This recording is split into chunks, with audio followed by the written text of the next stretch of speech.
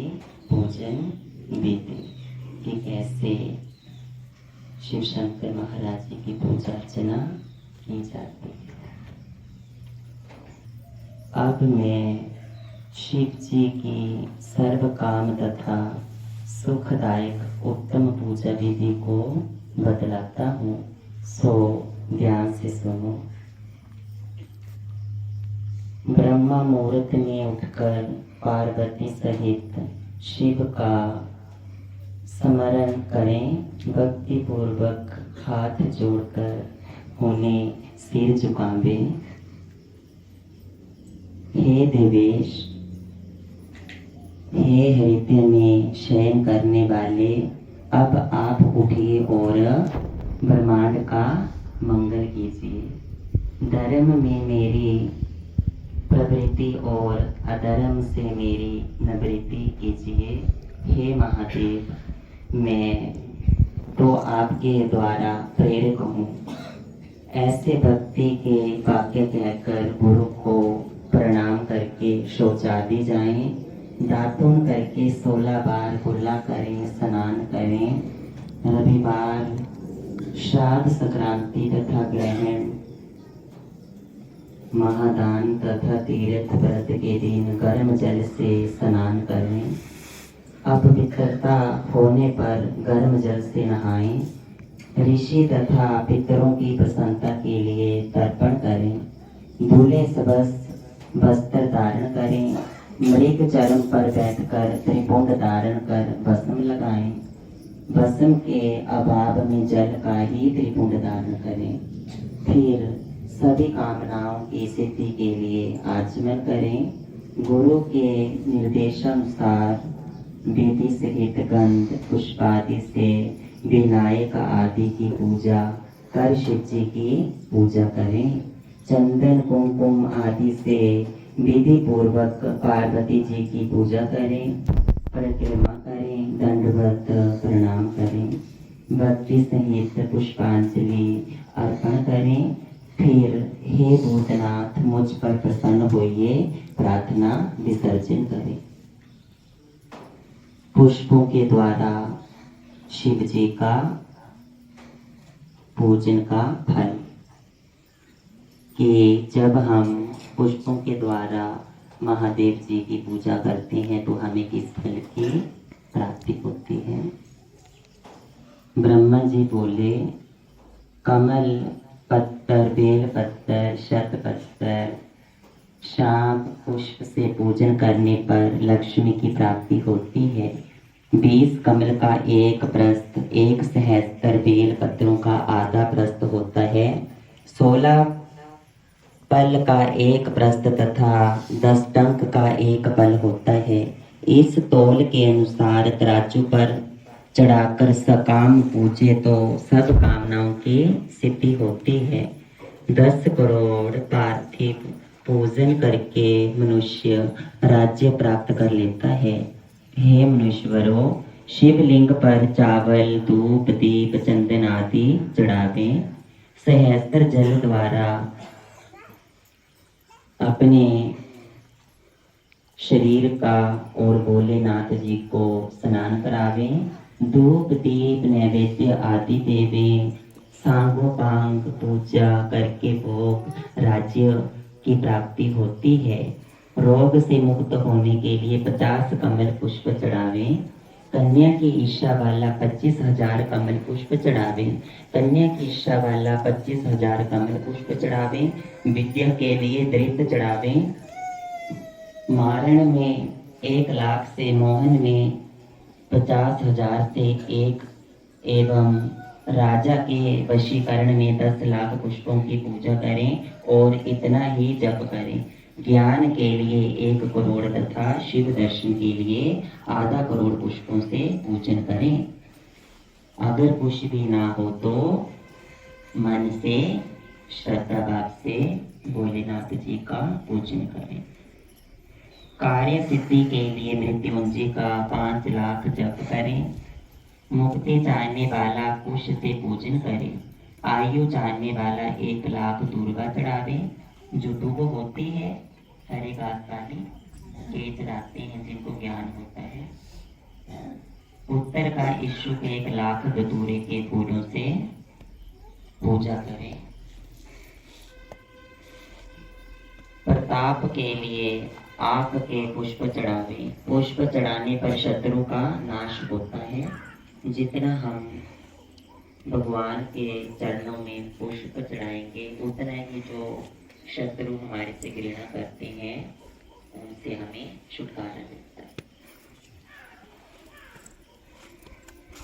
कनेर के पुष्पों से रोग दूर होते हैं और मनुष्यों को वस्त्र तथा संपत्ति की कमी नहीं रहती। राई के पुष्पों से शत्रु की मृत्यु होती है। चंपा और केतकी के फूल को छोड़कर शिव जी पर सभी फूल चढ़ाएं। चावलों को चढ़ाने से लक्ष्मी की वृद्धि होती है। चावल 1,00,000 खंडित होने चाहिए। 1,00,000 फल तिल चढ़ावे तो महापाप नाश होते हैं। 1,00,000 या 8 वर्ष जो चढ़ावे तो स्वर्ग से सुख की वृद्धि होती है। जल शांति के लिए जल धारा मंगल देती है। इसमें रुद्र जाप, मृत्युंजय जाप, रुद्र सूक्त आदि का जाप श्रेष्ठ है। गंगा जल से तो बहुत ज्यादा मुक्ति प्राप्त होती है। कैलाश और वैकुंठ आदि की उत्पत्ति। ब्रह्मा जी बोले, हे नारद, जब सनातन शिव अंतर्ध्यान हो गए तब मैंने हंस और विष्णु ने 12 का रूप बनाया, क्योंकि हंस की ऊपर जाने की गति निश्चल होती है और नीरक्षीर विवेक के कारण तत्व ज्ञान को जानने में, तत्व का निर्णय करने में समर्थ है और 12 की गति नीचे जाने में निश्चल होती है। इसी रूप द्वारा विष्णु ने बब कल्प रचना चाहा था। इसी दिन से 12 कल्प कहलाया। फिर शिव जी का ध्यान कर मैंने सृष्टि रचना प्रारंभ की। प्रथम जल बनाया, उसमें से अंजुलि जल पर 24 तत्वों का एक खंड बनाया। वह अंड बृहत होता गया। उसके विराट होने पर विष्णु भगवान का मैंने ध्यान किया। उन्होंने उसमें प्रवेश कर चेतन किया। उसके सहस्त्र पाद, सहस्त्र हाथ, सहस्त्र नेत्र, सहस्त्र सिर आदि हो गए। उस विराट ने सभी पृथ्वी को आवर्त कर लिया। फिर विष्णु कैलाश से होकर वैकुंठ को चले गए। मैंने सृष्टि रचना प्रारंभ की। पहले पाप की सृष्टि की, जिसमें अविद्या और कर्म की प्रधानता थी। इससे सुधागरों की रचना की। फिर शिव जी के ध्यान से तिरछे जीवों की रचना की। फिर सात्विकी देवताओं की सृष्टि की। फिर शिव जी की आज्ञा से रजोगुण वाली मनुष्यों की सृष्टि की। 5 प्रकार की सृष्टि हो गई। तब महत सर्ग, सूक्ष्म, बौद्धिक सर्ग तथा तीसरा वैकारिक सर्ग उत्पन्न किया। वैकारिक सर्ग से प्राकृतिक सृष्टि 8 प्रकार की हुई। जब इसमें विकृति हुई तो नवा कुमार सर्ग उत्पन्न हुआ। फिर उपयोगी सिद्धात्मक सर्ग उत्पन्न हुआ, जिसमें सनकादिकों का महान कौमार सर्ग उत्पन्न हुआ। ये मेरे मानस पुत्र कहलाए। जब मैंने इन्हें सृष्टि रचने को कहा तो मेरे नेत्रों से आंसू टपकने लगे। विष्णु के कहने पर शिव जी का तप किया। तब मेरी बाहों और नासिका के मध्य से विभूति तथा अर्ध नारीश्वर शिव जी प्रकट हुए। उन्हें देखकर मैं बहुत प्रसन्न हुआ और उनसे बोला, हे देव, आप जन्म मरण वाली प्रजाओं की रचना कीजिए। शिव ने ऐसा ना करके मुझे ही सृष्टि रचना का कार्य सौंप दिया। मुझे माया रहित रहने पर वरदान दिया तथा अंतर्ध्यान हो गए। सृष्टि की उत्पत्ति। ब्रह्मा जी बोले, इसके पश्चात शब्द आदि पंचभूतों द्वारा पंचीकरण करके उनसे आकाश, वायु, अग्नि, जल और पृथ्वी, पर्वत, समुद्र, वृक्ष आदि काल क्रम से युग पर्यंत सभी कालों की मैंने रचना की। कन्या बहुत से पदार्थों को मैंने रचा, परंतु इससे मुझे संतोष नहीं हुआ। मैंने अम्बा सहित शिव जी का ध्यान कर अन्य सृष्टि के पदार्थों की रचना की। अपने नेत्रों से मरीचि ऋषि को, हृदय से भृगु को, सिर से अंगिरा को, कान से पुलय को, उदान से पुलसत्य को, समान से वरिष्ठ को, अपान से ऋतु को, वर्णों से अत्रि को, प्राण से दक्ष को, गोती से नारद को और छाया से कदर्म ऋषि को उत्पन्न किया।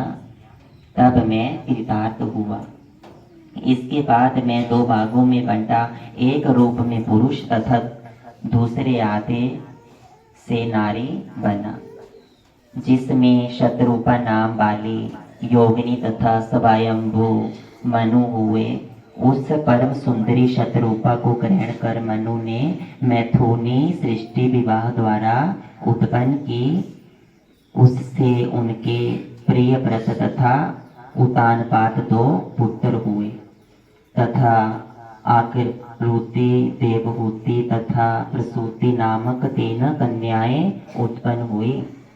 आकृति को रुचि नामक मुनि को दिया तथा देवहूति को कदर्म प्रजापति को दे दिया तथा प्रसूति को दक्ष के लिए विवाह किया, जिनकी संतानों से चराचर जगत भर गया।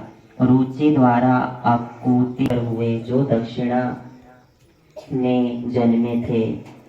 देवहूति के कंदर्म के द्वारा बहुत ही संतान हुई।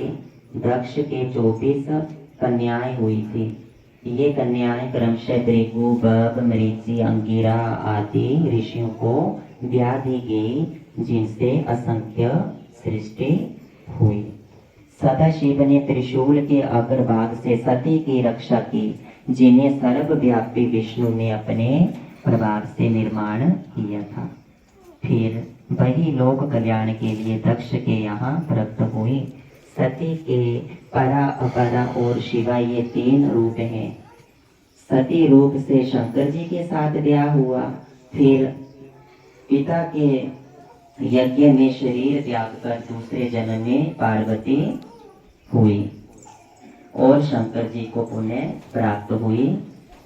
उनके कालिका, चंडिका, भद्रा, चामुंडा, जया, विजया, जयंती, भद्रकाली, दुर्गा, भगवती, कामाख्या, कामदा, अम्ब, मृडानी, सर्वमंगला आदि नाम मुक्ति दायक हैं। इन नामों से भगवती इस विश्व में विख्यात है। इस प्रकार हे मुनि सतम, मैंने तुम्हें सृष्टा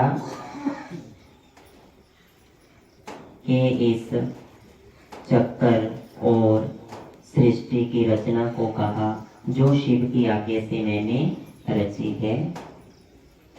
पापी गुण निधि की कथा। ब्रह्मा जी बोले, हे नारद, जिस प्रकार शिव जी कैलाश पर गए तथा कुबेर से जैसे मित्रता हुई, वह प्रसंग सुनो। कांपिल्य नगर में एक यज्ञदत्त नामक ब्राह्मण रहता था, जो विद्या में बड़ा पारंगत था। उसके गुणनिधि नामक एक पुत्र था। उसकी उम्र 8 वर्ष की थी। उसका यज्ञोपवीत संस्कार भी हो गया था। वह अनेक विद्याओं का ज्ञाता भी हो गया था, परंतु पिता से शिवकर वह जुआ, खेल कूद और गाने बजाने वालों का साथी हो गया। माता के कहने पर भी पिता के पास नहीं जाता था। पिता दीक्षा या यज्ञ आदि से निवृत्त होकर लौटने पर पत्नी से पूछता है कि गुणनिधि कहाँ गया, तो माता एक पुत्र होने के कारण पति को ठग लेती, कहती कि यहाँ कहीं अभी अभी चला गया है, शायद पूजा स्नान या देवताओं के लिए पुष्प आदि लेने के लिए गया हुआ है। ऐसा करके अपने पति को बहलाती थी। माता नित्य पुत्र को समझाती, परंतु वह नहीं मानता। एक दिन पिता की अंगूठी ही चुरा कर ले गया। पिता ने एक जुआरी के हाथ में उसे देख लिया पूछने पर ज्ञात हुआ कि यह तो गुण निधि ने लाकर दी है। यही नहीं, उसने और भी धन लाकर जुआरियों को दे दिया है। आश्चर्य है कि तुम जैसे पंडित अपने पुत्र को जान नहीं पाए। पंडित का सिर लज्जा से नीचे झुक गया। वह लज्जा के मारे सिर मुंह को वस्त्र से ढककर घर आया। पत्नी से क्रोध में बोला कि हे दुर्गत पत्नी, तेरा पुत्र गुणनिधि कहाँ गया है और मेरी वह अंगूठी कहाँ है? पत्नी ने कहा, मुझे इस समय याद नहीं, कहीं रखकर भूल गई हूँ। यज्ञदत्त क्रोध करके बोला, सत्य है, हे उस पुत्र को जन्म देने वाली, तू बड़ी असत्यवादिनी है। मैं जब जब पूछता कि पुत्र कहाँ गया तो तू झूठ कहकर बहला देती थी। अन्य वस्तुएं भी घर में देखने पर गायब थी। पुत्र के बिगड़ने में माता का दोष देकर उस ब्राह्मण ने जल लेकर दोनों को तिलांजलि दे दी तथा किसी अन्य श्रोत्रिय ब्राह्मण कन्या से दूसरा विवाह कर लिया। कि आपने मेरे साथ झूठ बोला है, मैं आपको घर में नहीं रखूंगा। फिर उसको छोड़ दिया और दूसरी स्त्री को अपना लिया। ब्रह्मा बोले, हे नारद, जब यह समाचार ब्राह्मण के पुत्र को मिला तो वह ग्रह त्याग कर कहीं दूर अपने भविष्य के बारे में सोचने लगा। कभी माता की ममता का तथा कभी पिता की धर्मज्ञता का स्मरण करके अपनी मूर्खता पर पश्चाताप करने लगा। इस प्रकार चिंता से व्याकुल हो सायंकाल को एक शिव बैठ गया। वह भूख और प्यास से व्याकुल था। वहीं पर कोई जन सपरिवार शिवरात्रि का पूजन करने के लिए आया था। उसने पूजन कर घर से लाए पकवान आदि को शिव पर चढ़ाया और सभी सो गए। तब रात्रि में भूख से पीड़ित यज्ञदत्त के पुत्र ने शिव पर मंदिर में प्रवेश किया और जितना भोग शिव जी पर चढ़ा था उसको लेकर चौपट हो गया और उसको खा लिया। किंतु उसी क्षण उनके पैरों की आवाज से सभी लोग जाग उठे। उससे भागते हुए पकड़कर रक्षकों ने ऐसा मारा कि वह मर ही गया। उसे यमदूतों ने आकर बांध लिया। उसे यमदूत ले ही जा रहे थे कि शिवजी के पार्षद भी उसे लेने आ गए और यम के दूतों से बोले, हे यमदूतों, इसे अब छोड़ दो। इसने जितने पाप किए हैं वहां कुछ धर्म भी बना है। जैसे शिवलिंग पर गिरती हुई दीपक की छाया का इसने निवारण किया और रात्रि में इसने अपना वस्त्र फाड़कर दीपक की बत्ती भी डाली है। उसी प्रसंग से इसने शिव गुणों का श्रवण भी किया है। व्रत रखकर इसने शिव जी की पूजा व दर्शन भी किया है। स्थिर चित्त से द्वार पर बैठा रहा है। इस कारण अब यह हमारे साथ शिवलोक को जाएगा। वहां कुछ काल निवास करके पुनः कलिंग देश का राजा बनेगा। ब्रह्मा जी कहने लगे कि इस प्रकार शिव दूतों की बात सुनकर यम के दूत अपने लोक को चले गए। जब यह समाचार उन्होंने यमराज को सुनाया तो वे बड़े ही प्रसन्न हुए। यह यमदूतों से छुड़ाया गया ब्राह्मण शिवलोक में कुशवास करके अरिंदम नाम के कलिंग देश का राजा हुआ। अतः शिव जी की थोड़ी सी भी सेवा बहुत फलदायक होती है।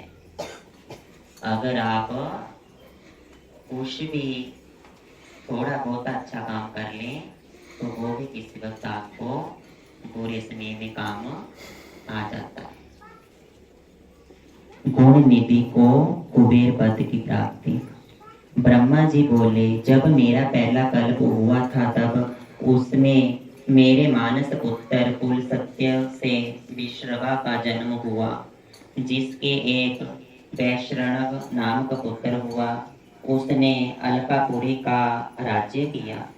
उसे ओगर तप करके शिवजी की आराधना की। उस समय में दवाहन कल्प का प्रारंभ था। उसके तप से प्रसन्न हो शंकर जी ने उसे वरदान दिया। शिवजी के तेज से उसके नेत्र बंद हो गए थे। उसने वरदान मांगा और वरदान में कहा कि मैं सदा आपके चरणों में रहूंगा और मेरे नेत्रों में आपके चरण कमलों के दर्शन होवे।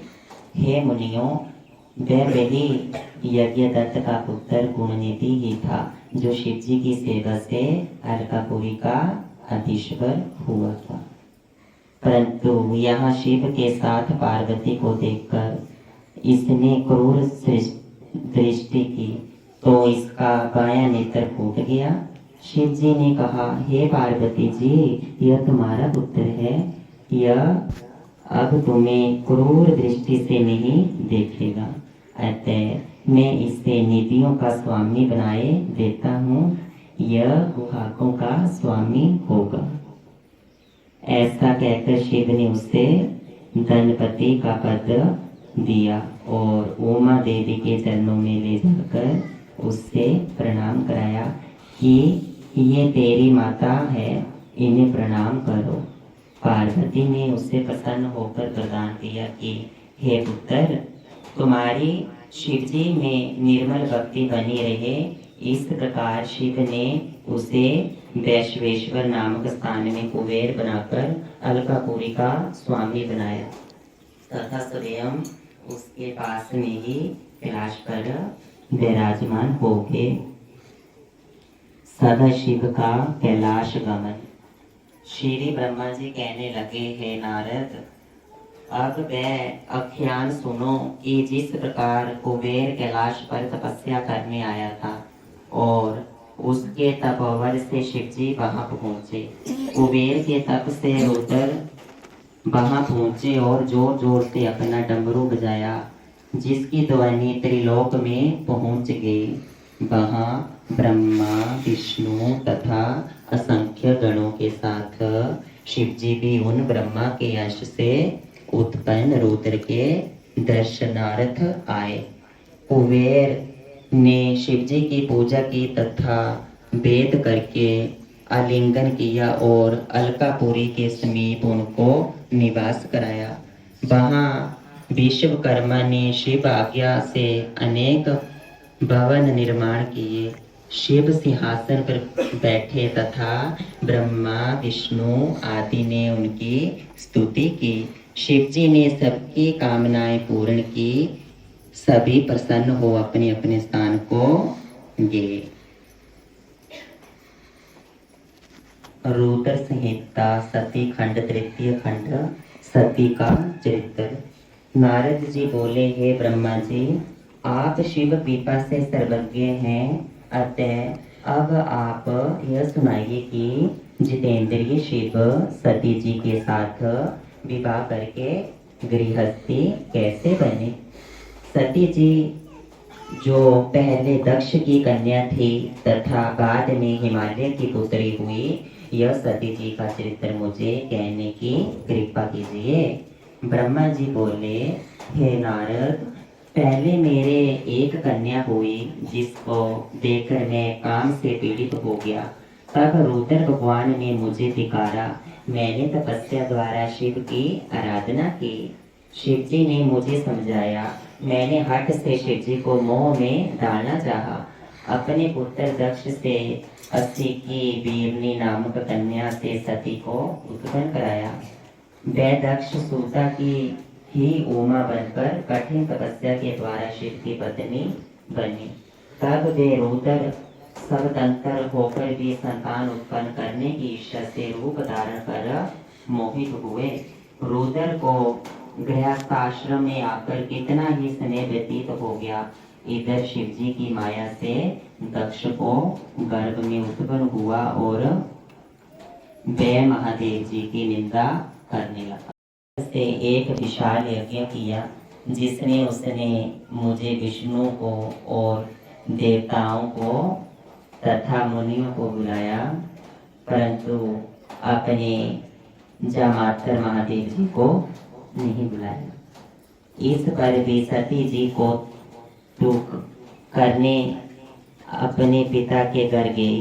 वहीं रुद्र का यज्ञ में भाग न देकर और अपने पिता से रुद्र की निंदा सुनकर उन्होंने कहीं अपना शरीर त्याग दिया कि भोलेनाथ बाकी सभी को बुलाया लेकिन मेरे महादेव को नहीं बुलाया। और वह जो वहाँ हलवाई होते हैं उस जो कुंड होता है तेल का, जो कढ़ाइयाँ होती हैं उसमें छलांग मारती। यह सुनकर महादेव जी ने कुपित हो अपनी जटा से एक बाल उखाड़ा और उससे वीरभद्र को उत्पन्न किया। उसने दक्ष सहित यज्ञ का विध्वंस कर दिया। समस्त लोकों में हाहाकार मच गया। फिर सबने महेश्वर की स्तुति की।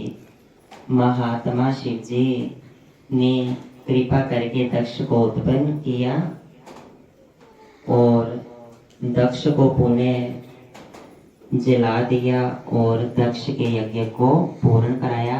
सती की देह से उत्पन्न ज्वाला पर्वत पर जाकर गिरी और वे ज्वालामुखी होकर पूजित हुए। जो माँ ज्वाला जी है कांगड़े वाली, यहाँ पर भगवती माता जी का देह गिरा था। ठीक है, तो जो आज जोत जग रही है ये गोरा मैया जी का ही अंश है।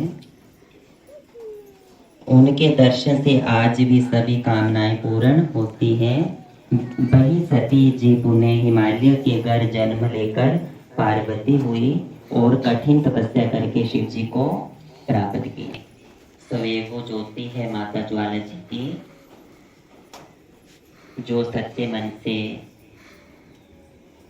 नमस्तक होता है माँ आज भी उनके दुखों को दूर करती है। क्योंकि अगर ये काम नहीं होता तो शायद जो ये इतने शक्तिपीठ बने हुए हैं ये नहीं बने हुए होते। तो कहते हैं ना, जो भी भोलेनाथ जी करते हैं वो अच्छा ही करते हैं, कहीं ना कहीं कोई राज छुपा हुआ होता है। शिव पार्वती का चरित्र। पहले तो शिव निर्गुण निर्विकल्प रूप गुण शक्ति रहित सत असत से परे परातपर दिव्य रूप में रुद्र ही थे। फिर उमा के साथ सगुण और शक्तिमान हो गए।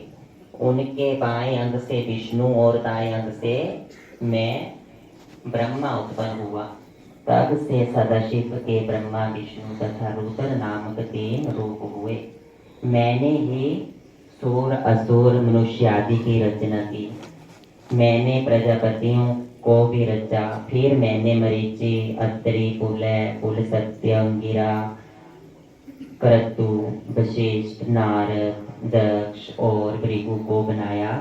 जब मैं इन्हें उत्पन्न कर चुका तब मुझे माया का मोह हुआ।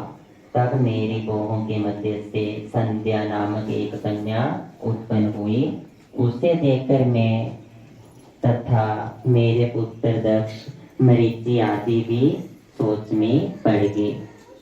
सभी के चिंतित होते ही एक सुंदर पुरुष काले बालों वाला श्याम वर्ण के समान स्थूल काया नीला सुंदर वस्त्र पहने सुंदर कटाक्ष वाला हुआ।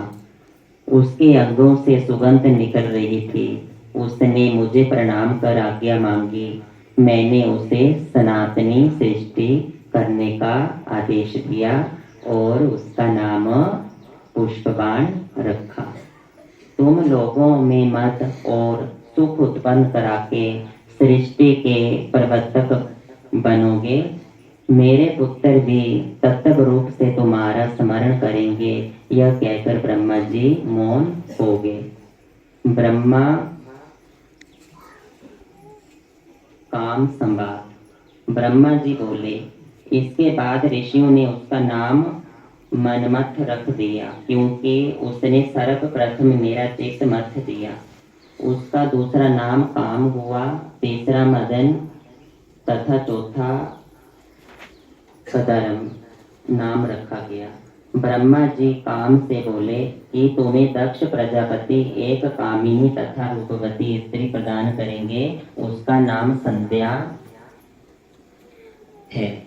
काम ने अपने 5 बाण परीक्षण के लिए चलाए।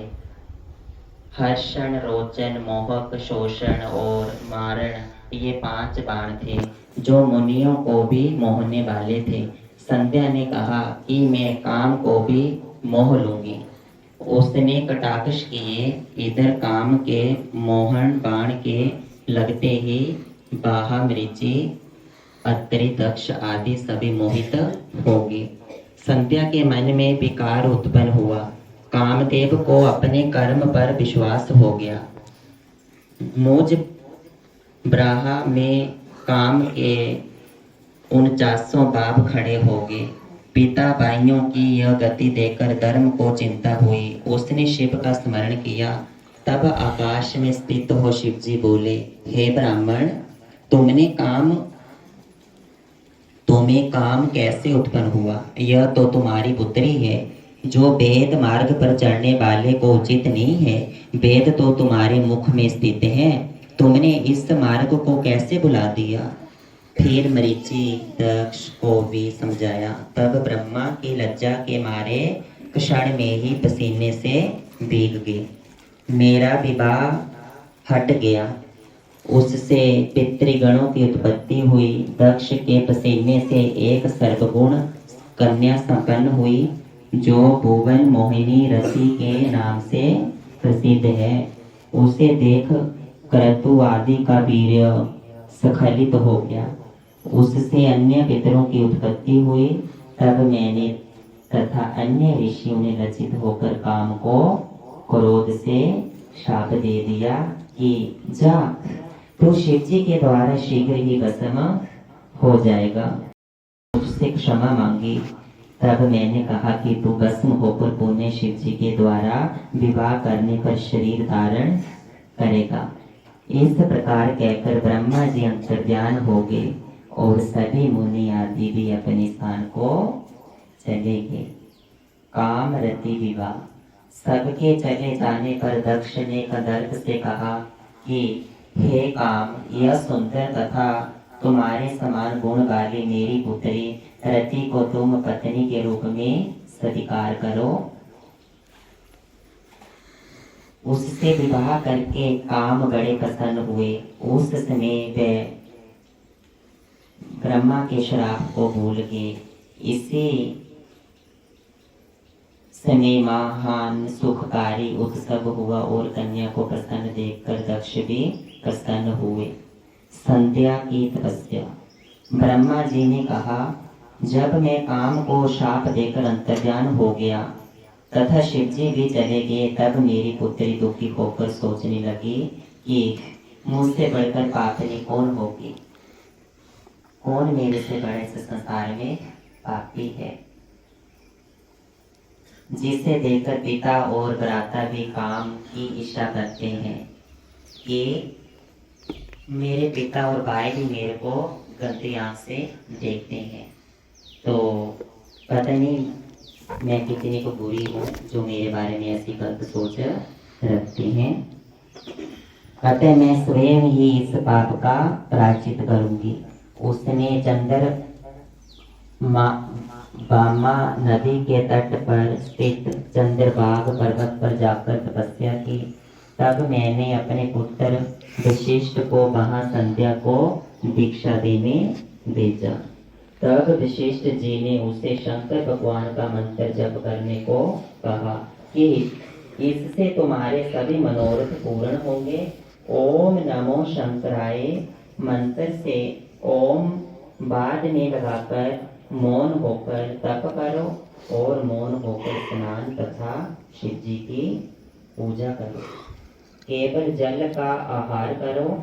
इसमें संदेह नहीं कि तुम्हारी तपस्या फलदायक होगी। शिव जी तुम्हारे मनोरथों को शीघ्र ही पूर्ण करेंगे। इस प्रकार वशिष्ठ जी वहां बैठकर संध्या को तप की विधि बतलाई।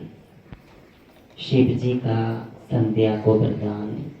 ब्रह्मा जी बोले, वशिष्ठ जी के चले जाने पर संध्या ने आसन जमाकर तप किया। शिव जी में चित्त लगाए उसे एक चतुर्युगी बीत गए। तब शिव जी ने उसे आकाश में स्थित होकर दर्शन दिया। संध्या ने मुग्ध होकर आनंद से नेत्र बंद कर लिए। तब शिव जी ने उसके हृदय में प्रवेश करके उसे दिव्य वाणी और दिव्य नेत्र दिए और बोले, भद्रे, तुम्हारे तप और स्तुति से मैं प्रसन्न हूँ। तुम वरदान मांगो। तब महेश्वर और बारंबार प्रणाम करके प्रसन्न हो संध्या बोली, हे प्रभु, यदि मैं पूर्व पाप से शुद्ध हो गई हूँ तो देवेश मुझे यह वरदान दें कि प्राणी उत्पन्न होते ही कामी ना बने। दूसरा वर यह भी दीजिए कि मैं तीनों लोकों में पतिव्रता नारी प्रसिद्ध हूँ। जो मेरा पति होवे वह कामी ना हो, मुझे गलत आंख से ना देखे तथा मित्र भाव के समान हो, तथा जो मुझे काम भाव से देखे वह नष्ट हो जाए और नपुंसक हो जाए। शिव जी ने तथास्तु कहकर संध्या से पुनः कहा कि हे भद्रे, अब मैं मनुष्य की 4 आयु कर देता हूँ, शैशव, कुमार, यौवन और वृद्ध। जब प्राणी तीसरी अवस्था में होवेगा तब कामी होवेगा। अब कोई भी प्राणी उत्पन्न होते ही कामी नहीं होगा कि जैसे जन्म लेता है तो उसके मन में पहले ही सोच आ जाए, नहीं, ऐसा नहीं होगा। इस त्रिलोकी में तू सर्वश्रेष्ठ सती होगी। तेरे पति के अलावा यदि अन्य व्यक्ति मुझे काम भाव से देखेगा तो वह नपुंसक होगा। तेरा पति बड़ा भाग्यशाली और 7 कल्प तक जीने वाला होगा। तेरा अग्नि में जलकर भस्म होना निश्चित है। देख, मेघातिथि 12 वर्ष से यज्ञ कर रहे हैं, तू उनकी यज्ञाग्नि में जाकर भस्म हो जा। इसी पर्वत के नीचे मेघातिथि तपस्या में रत होकर यज्ञ कर रहे हैं। तू जैसा पति चाहे वैसा संकल्प मन में करके अग्नि में प्रवेश कर जा। तू पुनः तप करेगी और त्रेता में दक्ष की कन्या होकर यथा योग्य पति को ब्याही जाएगी। संध्या चरित्र। ब्रह्मा जी बोले, तब संध्या मेघातिथि के यज्ञ में पहुंची और वहां शिव जी के आशीर्वाद से उसे किसी ने नहीं देखा। तब वह यज्ञ की बढ़ती हुई अग्नि में कूद पड़ी। उसे कूदती हुई किसी ने नहीं देखा। उसका शरीर तत्क्षण भस्म हो गया। अग्नि ने उसके शरीर को जलाकर सूर्य ने उसके शरीर को विभाग कर अपने रथ में स्थापित कर लिया और उसके ऊपर का भाग रात्रि और दिन के बीच में होने वाली प्रातः काल की संध्या हो गया और शेष भाग पितरों की प्रसन्नता के लिए दिन का अवसान वाली संध्या हो गया। उसके प्राण को दयालु शिव जी ने अपने दिव्य शरीर में स्थापित कर लिया। उधर जब यज्ञ की समाप्ति हुई तो ऋषियों ने तब सुवर्ण के समान कांति वाली उस कन्या को अग्नि में पाया। तब उसे मेघातिथि ने गोद में उठाया तथा यज्ञ में स्नान कराया और उसका नाम अरुदंती रखा। मुनि ने उसे अपनी एक निधि माना। शिष्यों के साथ वे उसे अपने आश्रम में ही पालन करने लगे। जब अतुरंती 5 वर्ष की हुई तो ब्रह्मा, विष्णु, महेश ने आकर उसका वशिष्ठ के साथ विवाह कर दिया। अतुरंती से वशिष्ठ के शतपाधिक श्रेष्ठ पुत्र उत्पन्न हुए। ब्रह्मा जी का कामदेव को वरदान। जब प्रजापति ब्रह्मा ने इस प्रकार कहा तो नारद जी आनंद मगन हो कहने लगे, हे ब्राह्मण, आपको धन्यवाद है कि आपने इस दिव्य कथा को मुझे सुनाया। आगे संध्या ने क्या किया और यह बतलाइए। ब्रह्मा जी बोले, हे विपेंद्र, जब संध्या को देखने मात्र से शिव ने मुझे फटकारा था, तब से लेकर मैं शिव जी की माया से मोहित होकर ईर्ष्या करने लगा। मन में ईर्ष्या रखकर मैं मरीचि दक्षादि पुत्रों के पास गया और उनसे बोला कि हे पुत्रों, तुम्हें ज्ञात है कि शिवजी ने स्त्री को देखने मात्र से मुझे खूब धिक्कारा था। उस दुख से मैं आज तक दुखी हूँ। अतः जैसे भी हो महादेव जी, जब स्त्री को ग्रहण कर ले तब मुझे शांति मिले। क्या तुम इस मेरे कष्ट को दूर करने का कोई उपाय करोगे? बैठ गया। वह भूख और प्यास से व्याकुल था। वहीं पर कोई जन सपरिवार शिवरात्रि का पूजन करने के लिए आया था। उसने पूजन कर घर से लाए पकवान आदि को शिव पर चढ़ाया और सभी सो गए। तब रात्रि में भूख से पीड़ित यज्ञदत्त के पुत्र ने शिव पर मंदिर में प्रवेश किया और जितना भोग शिव जी पर चढ़ा था उसको लेकर चुपत हो गया और उसको खा लिया। किंतु उसी क्षण उनके पैरों की आवाज से सभी लोग जाग उठे। उससे भागते हुए पकड़कर रक्षकों ने ऐसा मारा कि वह मर ही गया। उसे यमदूतों ने आकर बांध लिया। उसे यमदूत ले ही जा रहे थे कि शिवजी के पार्षद भी उसे लेने आ गए और यम के दूतों से बोले, हे यमदूतों, इसे अब छोड़ दो। इसने जितने पाप किए हैं वहां कुछ धर्म भी बना है। जैसे शिवलिंग पर गिरती हुई दीपक की छाया का इसने निवारण किया और रात्रि में इसने अपना बस्तर फाड़कर दीपक की बत्ती भी डाली है। उसी प्रसंग से इसने शिव गुणों का श्रवण भी किया है। व्रत रखकर इसने शिव जी की पूजा व दर्शन भी किया है। स्थिर चित्त से द्वार पर बैठा रहा है। इस कारण अब यह हमारे साथ शिवलोक को जाएगा। वहां कुछ काल निवास करके पुनः कलिंग देश का राजा बनेगा। ब्रह्मा जी कहने लगे कि इस प्रकार शिव दूतों की बात सुनकर यम के दूत अपने लोक को चले गए। जब यह समाचार उन्होंने यमराज को सुनाया तो वे बड़े ही प्रसन्न हुए। यह यमदूतों से छुड़ाया गया ब्राह्मण शिवलोक में कुशवास करके अरिंदम नाम के कलिंग देश का राजा हुआ। अतः शिव जी की थोड़ी सी भी सेवा बहुत फलदायक होती है। अगर आप कुछ भी थोड़ा बहुत अच्छा काम कर लें तो वो भी किसी वक्त आपको बुरे समय में काम आ जाता है। गुण निधि को कुबेर पद की प्राप्ति। ब्रह्मा जी बोले, जब मेरा पहला कल्प हुआ था तब उसमें मेरे मानस पुत्र कुल सत्य से विश्रवा का जन्म हुआ, जिसके एक वैश्रणव नाम का पुत्र हुआ। उसने अलकापुरी का राज्य किया। उसे उग्र तप करके शिवजी की आराधना की। उस समय में दवाहन कल्प का प्रारंभ था। उसके तप से प्रसन्न हो शंकर जी ने उसे वरदान दिया। शिवजी के तेज से उसके नेत्र बंद हो गए थे।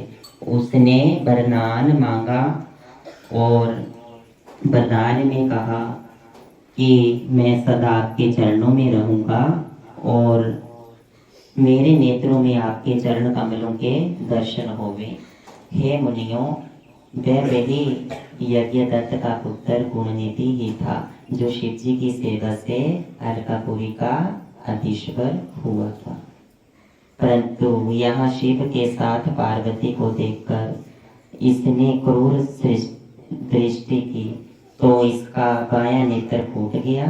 शिव जी ने कहा, हे पार्वती जी, यह तुम्हारा पुत्र है।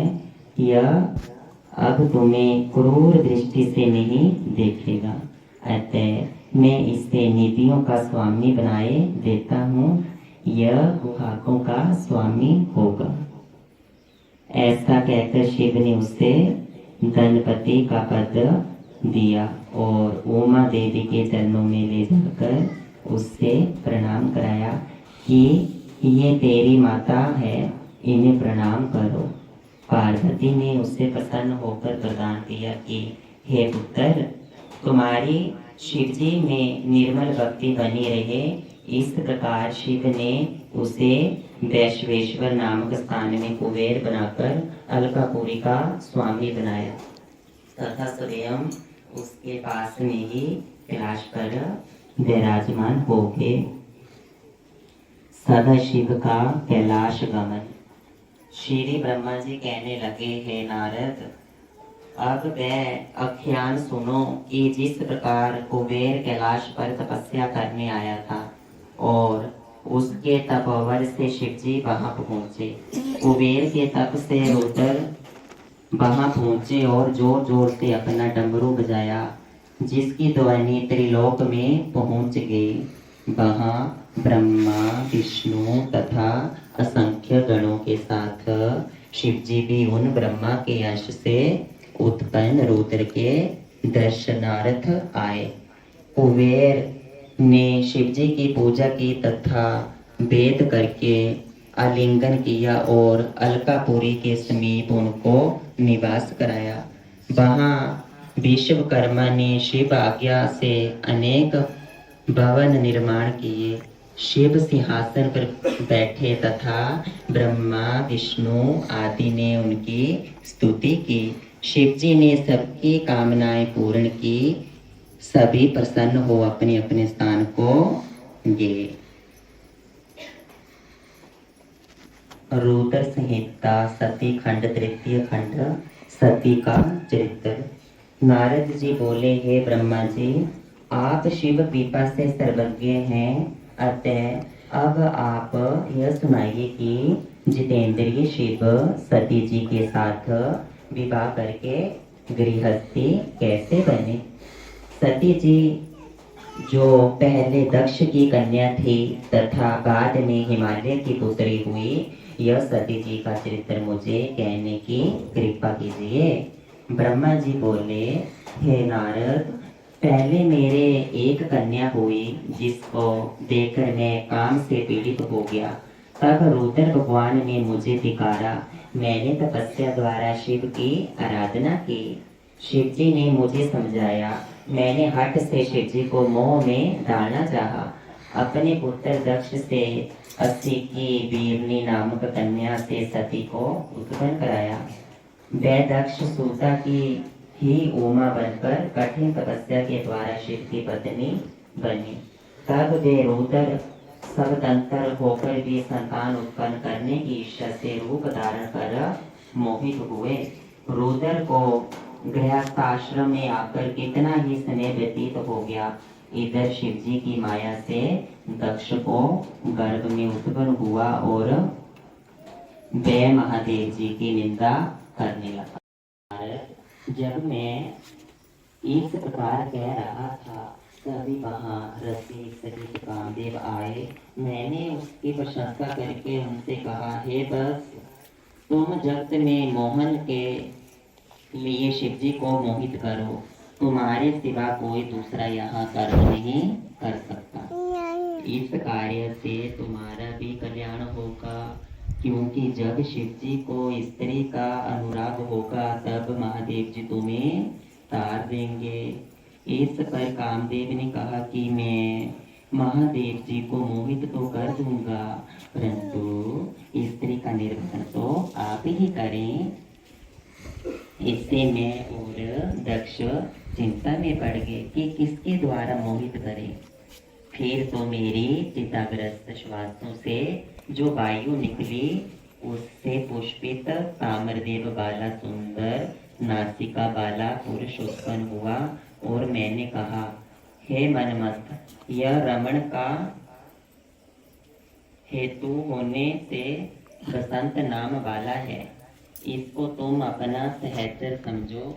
इसके साथ ही तुम रति को लेकर शिव जी को मोहित करो। फिर तपनीक काम ने मेरे चरणों में प्रणाम किया और महादेव जी के स्थान को चला गया।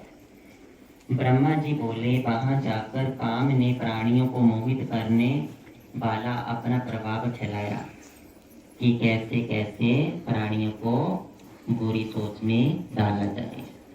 बसंत ने भी उसका साथ दिया। शिव को मोहने के अनेकों यत्न करने पर शिव जी वश में नहीं आए।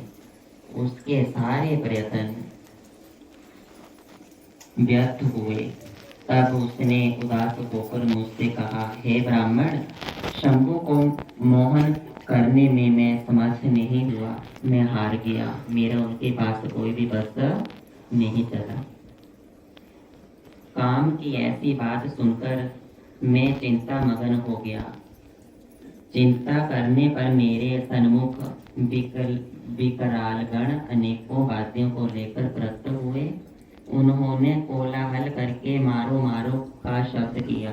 वे मुझे भी मारने दौड़े। मैंने इस पर काम से कहा कि हे काम, इन्होंने प्रकट होते ही मारे मारे कहा है, अतः इसका नाम मार होगा। ये भी तुम्हारी सहायता करेंगे। अब तुम पुनः शिव जी को मोने के लिए जाओ और जितना हो सके उनको मोने की कोशिश करो। काम ने कहा, आपकी आज्ञा तो शिरोधार्य है, आपकी आज्ञा को मैं कैसे टाल सकता हूँ हे भगवान। परंतु शिव जी का मोहित करना मेरे वश का नहीं है। मुझे पसंद ना कर दे, फिर भी मेरे कहने पर मारगणों को साथ लेकर शिव जी के स्थान पर गया। परंतु परमात्मा शिव मोहित नहीं हुए। अनेकों यत्न किए, लेकिन फिर भी उनकी कोई बात नहीं बनी। फिर काम निराश होकर मेरे पास आया और बोला, हे ब्रह्मा जी, आप ही शिव जी को मोहित करें। ब्रह्मा जी विष्णु संवाद। ब्रह्मा जी बोले, हे नारद, काम के चले जाने पर महादेव जी को जो मोहित करा देने का मेरा अहंकार था वह चूर्ण हो गया।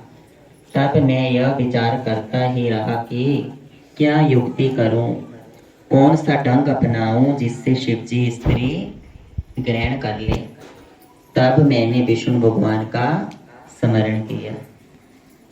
पीताम्बर धारण किए श्री विष्णु भगवान शीघ्र ही मेरे सामने प्रकट हुए। मैंने उन चतुर्भुज भगवान की गदगद वाणी से तथा जल भरे नेत्रों से स्तुति की। तब वह बोले, कहो कैसे मेरा स्मरण किया।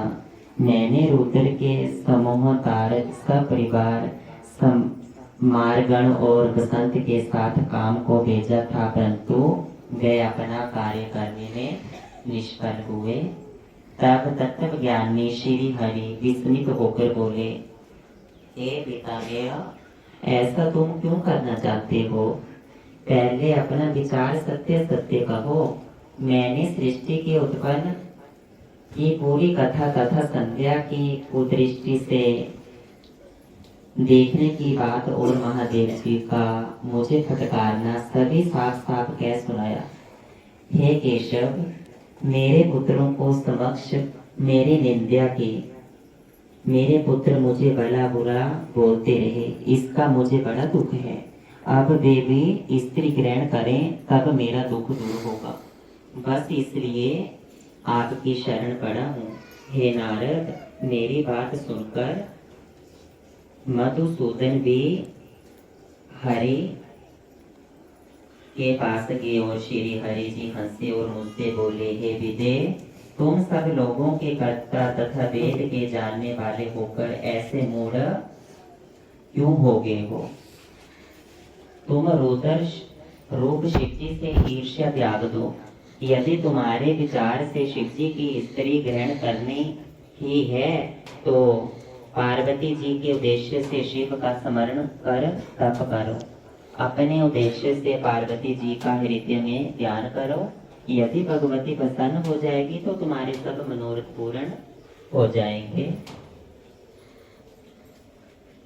यदि वह भगवती प्रसन्न हो जाएगी तो अवतार लेगी। तुम दक्ष को आज्ञा दो कि वह तप करे, जिसकी भक्ति से प्रसन्न होकर पार्वती उनके यहाँ कन्या रूप में उत्पन्न हो जाए। मैं तुम और शिव सभी को तो उन्हीं पार्वती जी के स्वरूप समझूंगा और तुम उनके ही स्वरूप हैं। इस प्रकार विष्णु यह कहकर अंतर्ध्यान हो गए। जगदम्बा आख्यान। ब्रह्मा जी बोले, इसके बाद मैं दुर्गा देवी का स्मरण करने लगा। प्रणाम करके उनसे प्रार्थना करने लगा, हे देवेश्वरी, हे जगदम्बा जगजननी महामाया, मेरा कार्य करो। मेरी इस प्रकार बार बार स्तुति करने पर भगवती चामुंडा प्रकट हुई। इनकी कज्जल की सी कांति सुंदर रूप और दिव्य था। वह 4 भुजाओं वाली सिंह पर बैठी हुई वर देने के लिए हाथ में वर कलश लिए हुए खड़ी थी। शरद चंद्रमा के समान कांति वाला मुख, मस्तक पर चंद्रमा, 3 नेत्र थे। उन सर्वांग रूप वाली माँ काली के चरणों के नखों की अद्भुत कांति थी। तब मैंने उन सती को प्रणाम किया और स्तुति की, हे देवी, तुम ही सनातनी शक्ति हो, तुम ही सबको बारंबार मोहित करने वाली हो और त्रिलोकी की। हे देवी, तुम घरों से परे योगियों के मार्ग में प्रकट हो जाने वाली हो। आपको मेरा प्रणाम है। इस प्रकार मेरी स्तुति द्वारा प्रसन्न हुई काली मुझसे बोली, हे ब्राह्मण, आपने किस लिए मेरी स्तुति की है, मुझसे शीघ्र कहो। इस पर मैंने कहा, हे सर्वज्ञ, मैं आपका कर सुनिए। मेरा यह मनोरथ मेरे मस्तिष्क से उस समय निकला था जब शिवजी रुद्र नाम से योगी होकर कैलाश पर रहने लगे। वे समाधि लगाकर तपस्या में लीन है। वे पत्नी विहीन होकर भी दूसरा विवाह नहीं करना चाहते। अतः जैसे भी हो आप उन्हें मोहित कीजिए। आप दक्ष कन्या बनकर उनकी पत्नी बन जाइए। जैसे आपने विष्णु जी को लक्ष्मी रूप से प्रसन्न किया है, उसी प्रकार आप शिव जी को भी प्रसन्न कीजिए। फिर स्त्री के कारण ही तो शिव ने मेरी निंदा की है।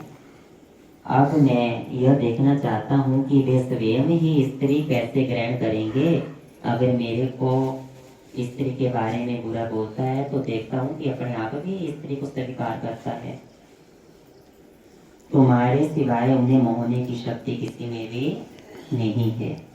यह सुनकर जगत माता देवी चिंतित हुई और आश्चर्य करती हुई बोली, अरे विश्व श्रेष्ठ ब्रह्मा, तुम यह अज्ञानियों का सा कार्य क्यों कर रहे हो? तुम्हें यह कार्य करने की क्या जरूरत है?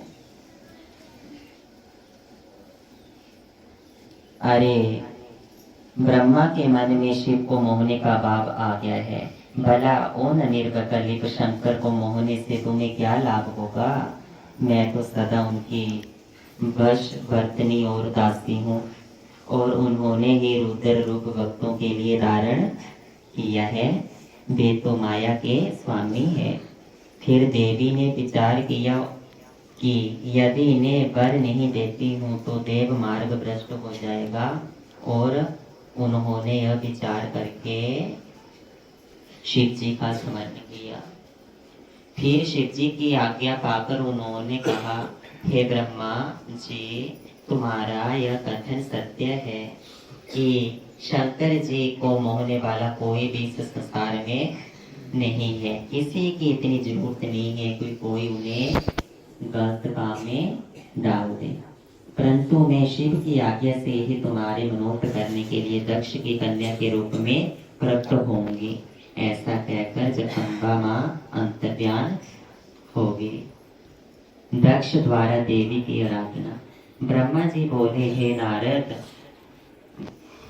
व्रती दक्ष ने ब्रह्मा जी के आदेशानुसार 3000 दिव्य वर्षों तक नियमित तप किया। तब जगदम्बा ने प्रत्यक्ष दर्शन दिया। भगवती शिवा दक्ष के मनोरथों को पहले से ही जानती थी। उन्होंने दक्ष से वर मांगने को कहा तो दक्ष ने कहा, पूर्णा अवतार भगवान ने रुद्र का अवतार लिया है, तुम्हारा अभी तक अवतार नहीं हुआ है। अब कहो शिव की पत्नी कौन बने? तुम ही उनको मोहित करके अपनी पत्नी बनो।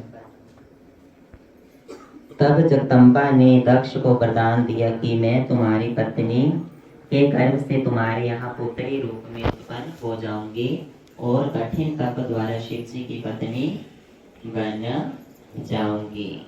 ऐसा कहकर भगवती अंतर ध्यान हो गई और दक्ष जी बड़े ही प्रसन्न हुए कि अब मेरा काम बन जाएगा। ब्रह्मा नारद संवाद। तब दक्ष ने बहुत सी मानसिक सृष्टि की, परंतु उनका विकास नहीं हुआ और मुझसे पूछा तो मैंने उसे उपाय बतलाया। तब दक्ष ने पंचजन के अंग से उत्पन्न हुआ कन्या वीरनी को अपनी पत्नी बनाया और उनसे मैथुन धर्म स्वीकार किए। वीरनी से उसने हर्ष सब नाम वाले 10,000 पुत्र उत्पन्न किए। उनसे उन्होंने सृष्टि का विस्तार करने को कहा, परंतु वे तुझ नारद के उपदेश से प्रवृत्ति षोड़ निवृत्ति के उपासक बन गए। फिर दक्ष ने पंचजन्या से सबलाशव नामक हजारों पुत्र उत्पन्न किए। वे तप में लीन हो गए। इससे दक्ष को बड़ा दुख हुआ और तुम्हें शाप दिया कि तुम पृथ्वी पर स्थिर नहीं रह सकोगे। हे मुने, तुमने साधु स्वभाव से उस शाप को स्वीकार कर लिया है। ब्रह्मा जी बोले, तत्पश्चात दक्ष ने अपनी पत्नी के गर्भ में 60 कन्याओं को उत्पन्न किया और फिर स्वस्थ चित्त को उनका विवाह किया। उनमें से 10 धर्म को, 13 कश्यप को, 2 भूतगारिस को और कृशाशव को पर और शेष गरुड़ को दे दी। इनकी संतानों से तीनों लोक भर गए। इतनी जनसंख्या होगी कि पैर रखने की जगह नहीं रही। दक्ष ने फिर देवी की आराधना की। तब वे बालक का रूप धारण कर माता के पास जाकर बैठ गई और रुदन करने लगी, तो उनके रुदन को सुनकर अनेक स्त्रियां और दासियां वहां आ गई। सारे नगरवासी जय जयकार करने लगे। पत्नी सहित दक्ष ने सुख से उनका लालन पालन किया तथा संस्कार आदि किए। दक्ष ने उनका नाम उमा रखा। वीरनी की माता ने उसे स्तनपान कराया। इस प्रकार बड़े लाड प्यार से वे दक्ष कन्या कुश पक्ष के चंद्रमा के समान वहां बढ़ने लगे। सती की तपस्या। ब्रह्मा जी बोले, जब सती बड़ी हुई तो पिता दक्ष ने उनके विवाह की चिंता प्रकट की कि अब मेरी बेटी जो है वो बड़ी हो गई है, तो अब इसकी शादी भी करनी पड़ेगी। यह जानकर सती ने स्वयं माता से शंकर जी को प्राप्त करने की इच्छा की। माता के कहने से सती ने घर में ही शिव की आराधना की। आश्विन मास की नंदा तिथि में गुड़, चावल, नमक आदि से शिव का पूजन किया। 12 मास तक इसी प्रकार पूजन किया। उनके तप को देखते हम सभी देवता वहां गए। तब मैं विष्णु सहित शिव के पास गया और शिव को देखकर हम सब ने हाथ जोड़कर उनके आगे स्तुति की। नारद, हमारी स्तुति से प्रसन्न हो जाइए। शंकर जी हमसे आगमन का कारण पूछा। हमने कहा, हे प्रभु, आप हमारा सहयोग कीजिए। हम दोनों ने स्त्री स्वीकार कर ली है। अब आप देवताओं के हित के लिए कोई स्त्री ग्रहण कीजिए। हे नारद, मेरे ऐसा कहने पर लोकेश शंकर जी बोले, हे ब्रह्मा और विष्णु, मुझ अवधूत को स्त्री का क्या प्रयोजन? मुझे विवाह करना उचित नहीं लगता, क्योंकि ये सब मोह माया का जाल है। क्योंकि मैं तपस्वी और विरक्त हूँ। मेरा काम तो तपस्या और भक्ति करना है। मुझे तो योग में ही आनंद आता है, संसार के सुखों में आनंद नहीं आता है। आप लोगों के हट से तथा भक्तों के अनुग्रह करने की इच्छा से यदि मैं विवाह कर भी लूंगी, तो आप उस काम रोगणी योगिनी को दक्षित कीजिए जो मेरे तेज को सहन कर सके। तब हमने कहा, हे प्रभु, आपके अनुरूप हम स्त्री भी बतलाते हैं। जिन लक्ष्मी जी ने पहले 2 रूप धारण किए थे, अब तीसरे रूप में उमा नाम से प्रकट हुई है। अब वे सती रूप में दक्ष की कन्या के रूप में आपके लिए तप कर रही है। हे महेश्वर, आप उन्हें वरदान दीजिए और उनके ऊपर जाकर कृपा कीजिए। विष्णु भगवान ने शिव जी से सती के साथ विवाह करने का अनुरोध किया। तब भक्त वत्सल शिव जी ने तथास्तु कहकर हम सबको विदा किया और हम सब लोग बड़े आनंद से अपने अपने लोगों को चले गए। उमा को वर प्राप्ति। उमा किसे बोलते हैं? हैं जी, उमा बोलते हैं गोरा मैया जी को। ठीक है, हाँ जी, उमा भी बोल सकते हैं, माता गोरा भी बोल सकते हैं। ब्रह्मा जी बोले, इधर सती ने नंदा व्रत का अनुष्ठान किया तो शंकर जी प्रसन्न होकर दर्शन देने आए। सती ने किंचित लज्जा से सिर उठाकर उनके चरणों में प्रणाम किया। शिव जी ने कहा, हे दक्ष पुत्री, मैं तुम्हारे व्रत से बहुत प्रसन्न हूँ। वर मांगो, क्या वर मांगना चाहती हो? सती ने कहा, प्रभु, आप वही वर दीजिए जो आपको अच्छा लगे। तब शंकर जी ने सती के वाक्य को पूरा भी नहीं होने दिया और कहा कि तुम मेरी अर्धांगिनी बनोगी। अर्धांगिनी मतलब मेरी घरवाली बनोगी। हिंदी में स्त्री को क्या बोलते हैं? अर्धांगिनी, यानी अपने घरवाले का उसको आधा अधिकार होता है। तब नम्रता पूर्वक सती जी ने कहा, हे महादेव, हे प्रभु, मेरे पिता के समक्ष विधि सहित विवाह करके मुझे स्वीकार कीजिए। तब शंकर जी तथास्तु कहकर सती के वचन से हिमालय पर चलने के और पुत्र ब्रह्मा का स्मरण किया। मेरे पहुंचने पर मुझे दक्ष के पास कन्यादान कराने को भेजा। मैंने दक्ष से जाकर प्रसन्नता पूर्वक शिव जी का आदेश सुनाया। उसे कहकर दक्ष बड़ा प्रसन्न हुआ। सती ने भी अपने तप से सिद्धि का सारा वृत्तांत सखियों के द्वारा माता से निवेदन किया। दक्ष का विचार लेकर मैं शिव जी के पास आया। उधर दक्ष भी इस विचार को लेकर पत्नी से बड़े आनंदित हुए। शिव सती का विवाह। ब्रह्मा जी बोले, मेरे शिव जी के पास पहुंचने पर सदाशिव ने सती की प्रेम पूर्ण बातें पूछी। दक्ष का विचार भी पूछा। तब मैंने सांत्वना देते हुए पूछा, नृपध्वज, आपका कार्य सिद्ध होगा। मेरे पुत्र दक्ष ने अपनी पुत्री आपको देने का संकल्प कर लिया है। अब आप शुभ मुहूर्त तथा लगन विचार कर उनके घर चलकर पानी ग्रहण कीजिए। विष्णु भी स्मरण करने पर गरुड़ सहित आगे और मेरे सभी मृषि आदि पुत्र भी उपस्थित हो गए। फिर चैत्र शुक्ला त्रयोदशी को फाल्गुनी नक्षत्र में शिव जी ने रविवार को वर यात्रा का प्रस्थान किया।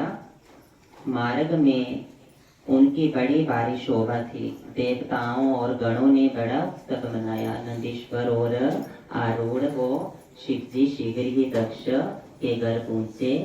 दक्ष ने विधि सहित शिव जी की पूजा की और शुभ लगन में शिव जी के लिए सती का कन्यादान किया। शिव जी के सर्वांग सुंदरी भगवती सती जी का पानी ग्रहण किया। सभी देव किन्नरों ने तथा मुनियों ने शिव जी की स्तुति की। नृत्य गान आदि से भरी सभा में भारी उत्सव मनाया गया। ब्रह्मा जी पर शिव जी का कोप।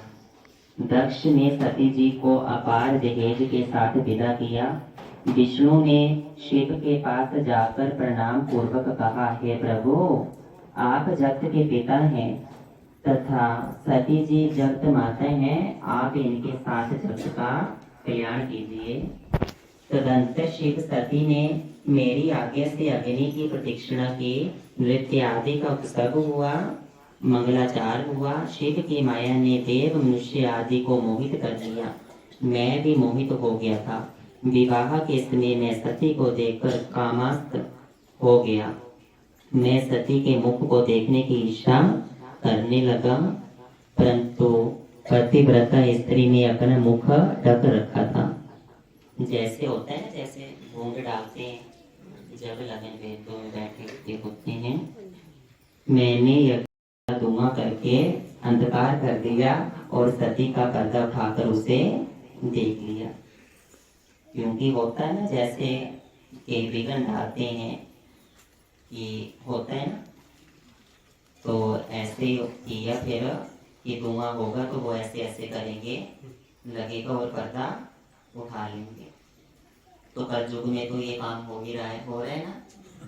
आजकल तक बोलते 2 माह से ही मारो ना है, चलो। और वे क्रोध करके त्रिशूल से मुझे मारने दौड़े और मुझसे युद्ध होकर क्रुद्ध होकर बोले, हे परमात्मा, तूने यह क्या निंदित कार्य किया? विवाह के समय मेरी स्त्री का मुख अनुराग पूर्वक देखा। विष्णु के समझाने पर भी उन्होंने कहा कि इस पापात्मा को मैं मार डालूंगा। इसने सती को काम दृष्टि से क्यों देखा? इसका वीर्यपात भी हो गया है। मैं इस अपराधी का वध करूंगा। शिव जी के ऐसा कहने पर सारे देवता कांप उठे।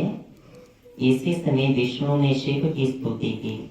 इस प्रकार विष्णु भगवान कहने लगे, हे ईश, हम तीनों देवता आपके ही रूप हैं, हम सब एक हैं। ना ब्रह्मा आपसे भिन्न है और ना ही मैं आपसे भिन्न हूँ। विष्णु जी कहते हैं, हम दोनों आपसे अलग नहीं हैं, हम तीनों ही एक हैं। हे सर्वज्ञ, आप सब कुछ जानते हैं। आप शिव ही अनंत और सर्व रूप हैं। आप में नित्य दीर्घ आदि कुछ भी विशेषण नहीं है। विष्णु के इस प्रकार कहने पर शिव जी ने मुझे मारा नहीं और फिर महादेव जी प्रसन्न हो गए। ब्रह्मा की निरूपता का वर्णन।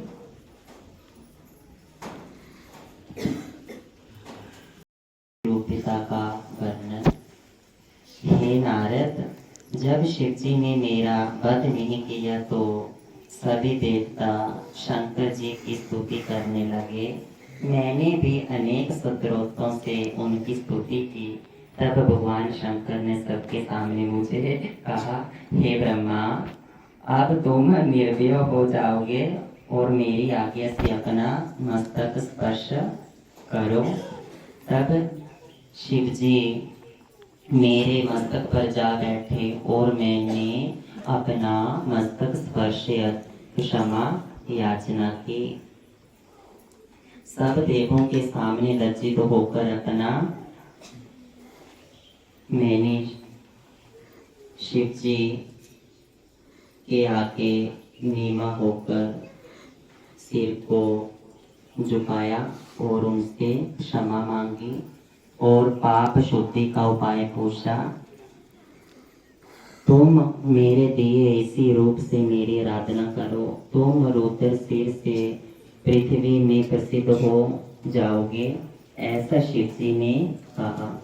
मनुष्योचित कार्य करने से मुझे पृथ्वी पर मनुष्य रूप में विचरण का आदेश दिया, क्योंकि जब मनुष्य मुझ ब्रह्मा को घूमता देखेंगे तो वे भी पर स्त्री गमन के पाप से बचेंगे। मेरे वीर्य की 4 बूंदें गिरी, इससे आकाश में 4 बादल हुए, सामवर्त, आवर्त, पुष्कर और द्रोण। ऋषियों के देखते ही ये मेघ बन गई। दक्ष ने विवाह करके शंकर जी को पुत्री सहित आनंद विदा किया। कैलाश में जाकर सती जी ने गणों को आश्रम से दूर जाकर रहने की आज्ञा दी।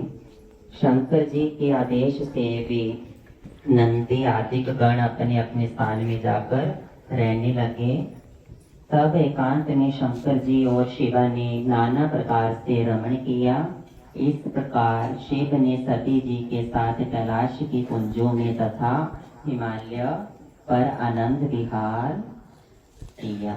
इसमें शिव के 25 वर्ष व्यतीत हो गए। ऐसा करने में शिव सती का हिमालय गमन। ब्रह्मा जी बोले, एक दिन वर्षा के समय सती जी ने भगवान शिव जी से कहा कि हे प्राण वल्लभ, वर्षा काल आ गया है। अब आप कैलाश, हिमालय, काशी या पृथ्वी पर जहाँ रहने योग्य स्थान हो वहाँ चलकर रहिए। सती की यह प्रार्थना सुनकर तत्वों के ज्ञाता शिव ने कहा, हे प्रिय, जहाँ मैं तुम्हारे साथ रहूंगा वहाँ मेघ कभी आ ही नहीं सकते। वर्षा काल में भी मेघ हिमालय के नितंब पर ही भ्रमण करेंगे, वो हमारे नजदीक भी नहीं आएंगे। इससे आगे कभी नहीं जाते। यह सब जानकर आपको चाहे जिस पर्वत पर चलने की प्रीति हो तो मुझसे कहिए। मेरे विचार में गिरिराज हिमालय सर्वोत्तम स्थान है।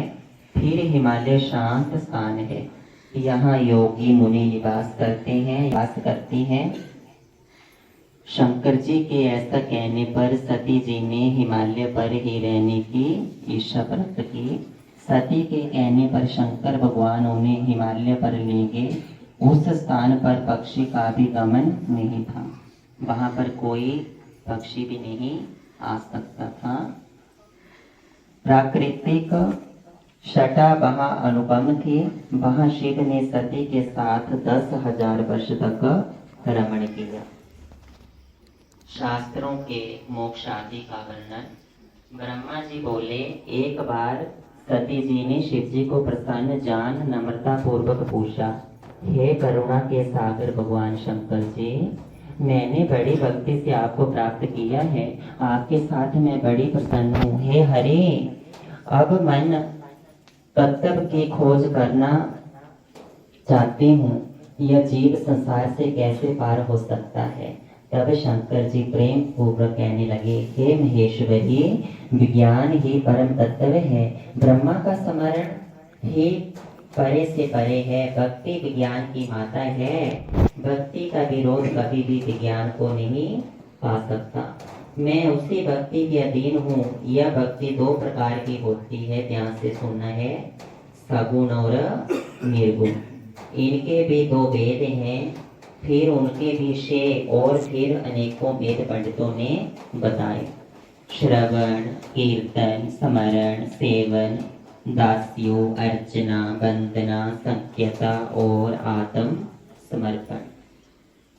सब योगों में भक्ति की विशेषता है, परंतु कलयुग में तो भक्ति विशेष फलदायक है। संसार में जो मेरी भक्ति करता है वह परमोत्तम है। मैं उसकी सदा सहायता करता हूँ। अधिक क्या कहूँ, मैं भक्ति के ही वश में हूँ। इसके साथ ही शिव जी ने इतिहास तथा भक्तों का महात्म्य और वर्णाश्रम धर्म आदि वेदों, शास्त्रों और ज्योतिष शास्त्र तथा अन्याय शास्त्रों को तत्व कहा। इस प्रकार कथा प्रसंग कहते हुए उन्होंने हिमालय और दूसरे स्थानों में विहार किया कि कलयुग में जो भी मेरे को पाना चाहता है वो भक्ति भाव से ही पा सकता है।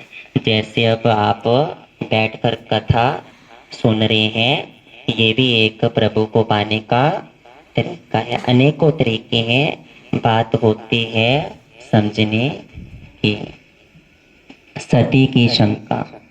एक बार लीलाधारी शिव सती जी के साथ नंदीश्वर पर बैठे हुए दंडकारण्य वन में पहुंचे। वहां उन्होंने सती जी को वह जगह दिखाई जहाँ भगवती सीता जी को रावण ने हर लिया था। वहीं पर राम और लक्ष्मण सीता के वियोग में उनका परिचय वहाँ की लताओं और वृक्षों से पूछ रहे थे। शंकर जी ने श्री राम जी को जय कहकर प्रणाम किया और उन्हें अपना दर्शन दिया। तब शंकर जी की माया से मोहित होकर सती जी ने पूछा, हे प्रभु, आप सर्वोच्च हैं तथा सभी देवताओं के प्राण में हैं, तब आपने इन मनुष्य की जगह और इन मनुष्य की तरह वन में विचरते हुए श्याम वर्ण वालों को प्रणाम क्यों किया? आपका तो सब में ऊंचा रुतबा है। ये दोनों मनुष्य कौन है जिनको आपने प्रणाम किया है? मेरे को लगता है कि ये भी कोई श्रेष्ठ है।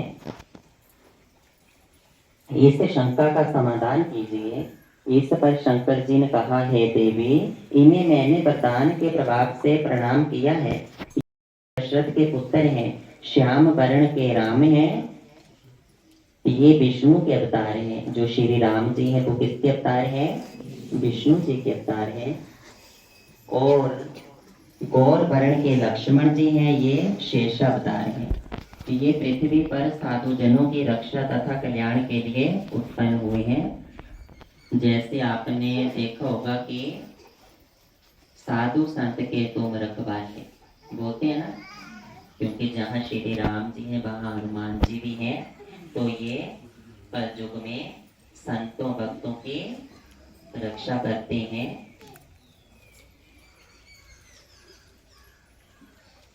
इतना कहकर भगवान शंकर मौन हो गए, परंतु सती जी का संदेह दूर नहीं हुआ। तब सती जी के शंकालुचित को देखकर शिव जी बोले, हे देवी, यदि तुम्हारे मन में अधिक शंका है तो मैं यहाँ पर वृक्ष के नीचे बैठकर आपकी बाट जोऊंगा। आप जैसे चाहें उनकी परीक्षा लेकर अपना संदेह दूर कर लीजिए।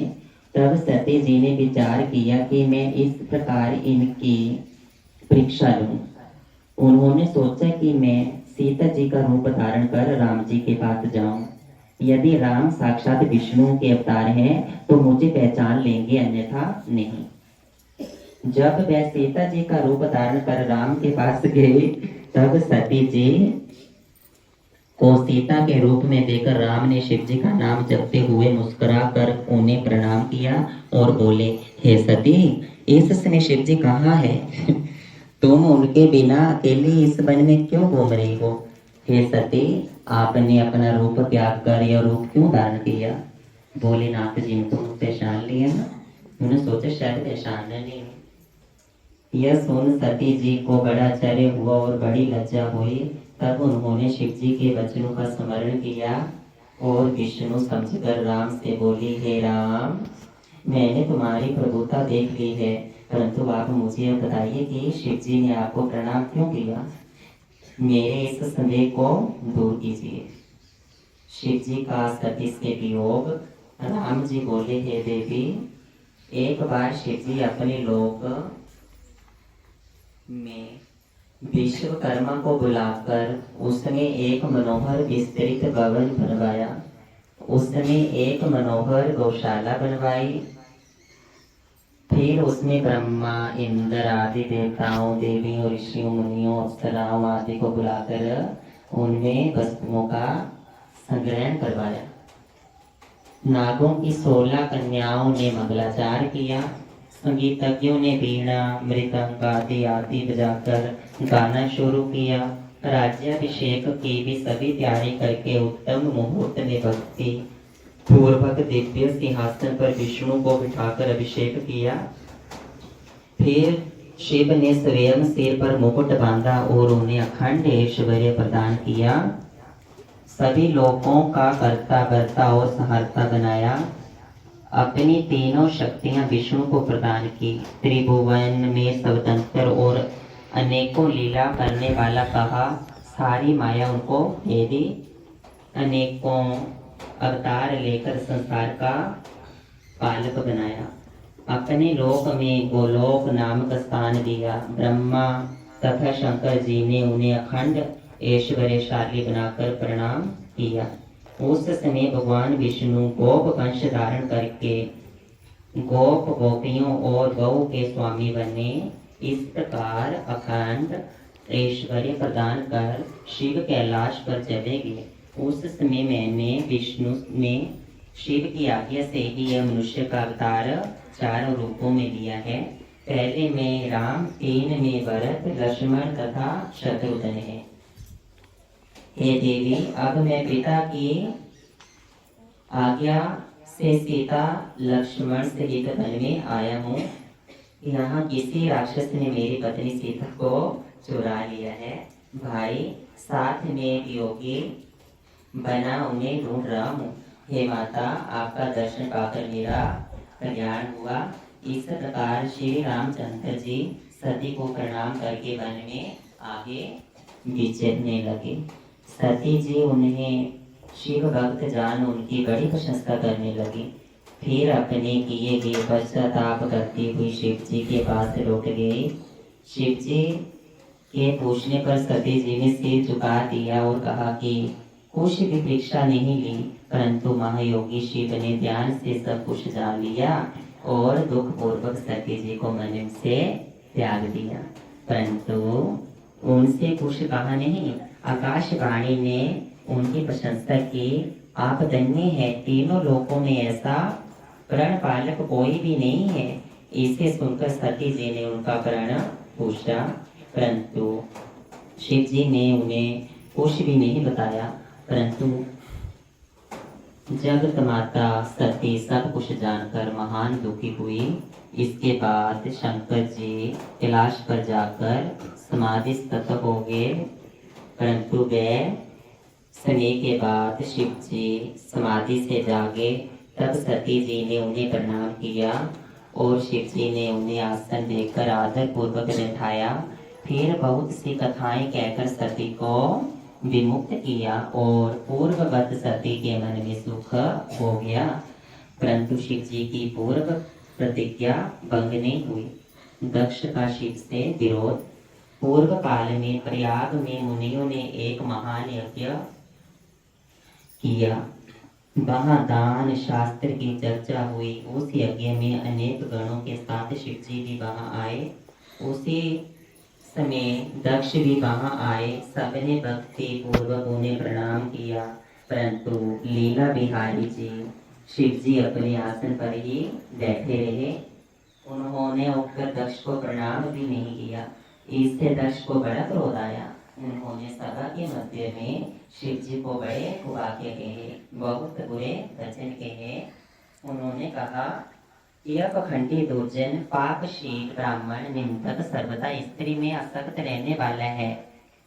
हे ब्राह्मणों, देवताओं, मैं इसे शाप देता हूँ, आज से यह देवताओं के साथ यज्ञ में भाग नहीं लेगा।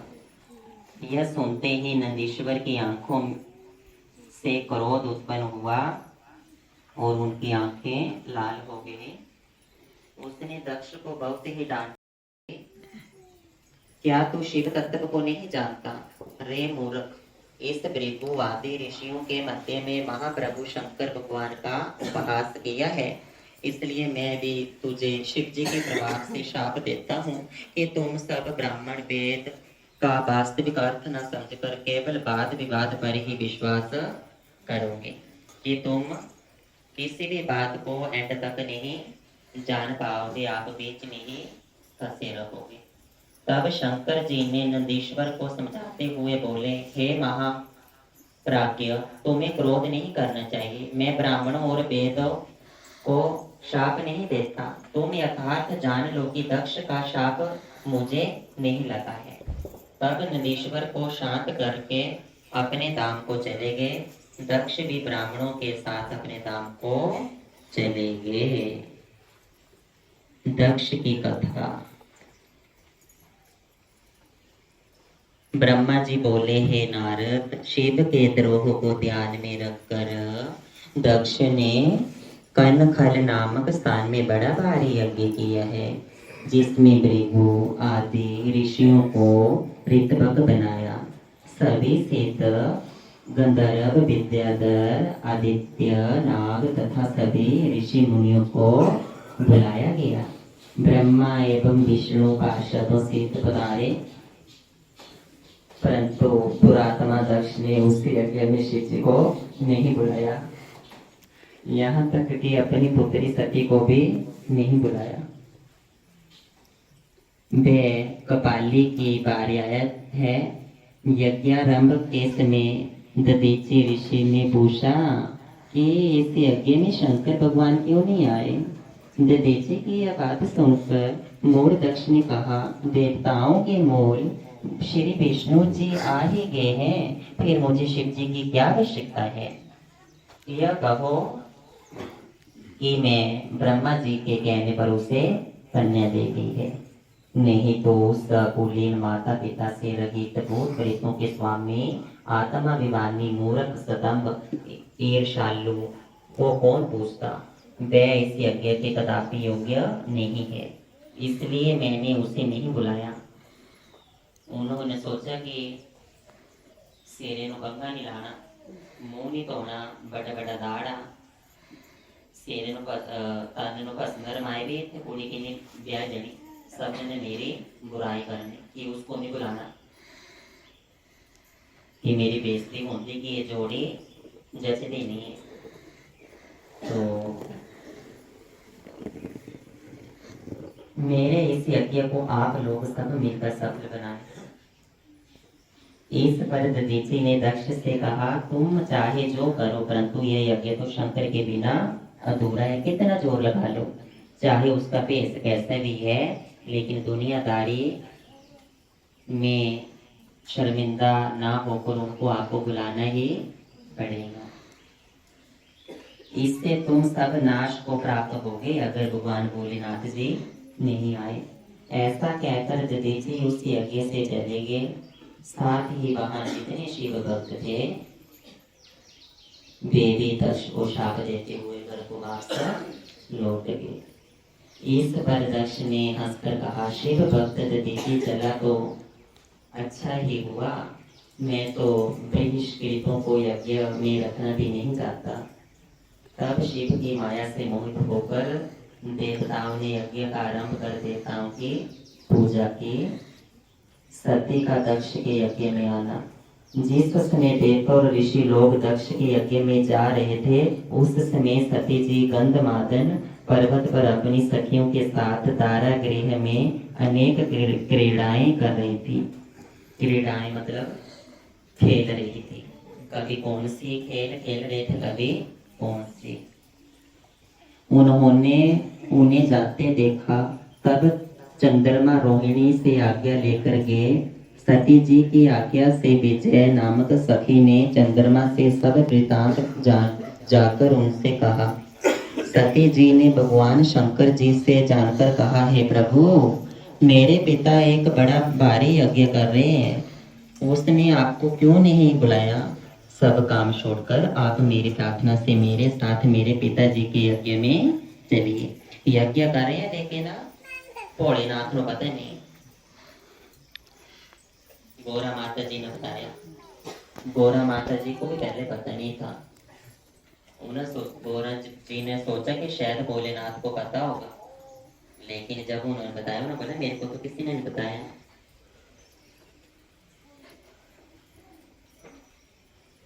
और संबंधियों के यहाँ प्रेम बढ़ाने के लिए समय पर उनके पास जाना चाहिए।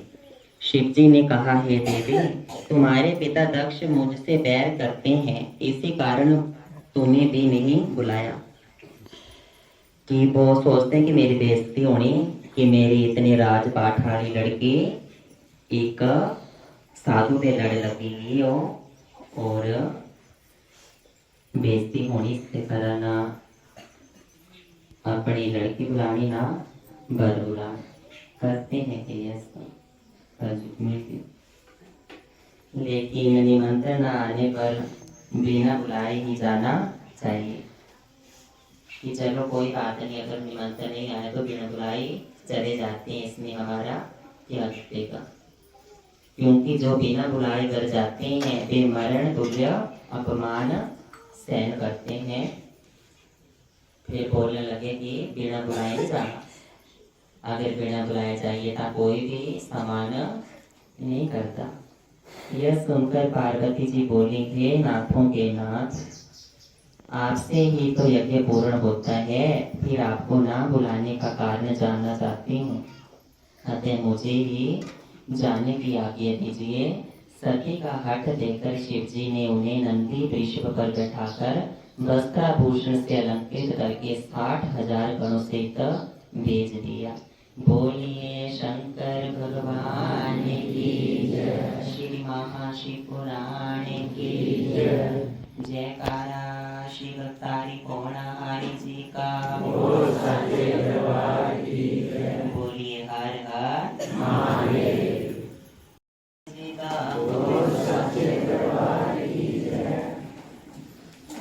मेरा भोला मस्त मलंग अड़िया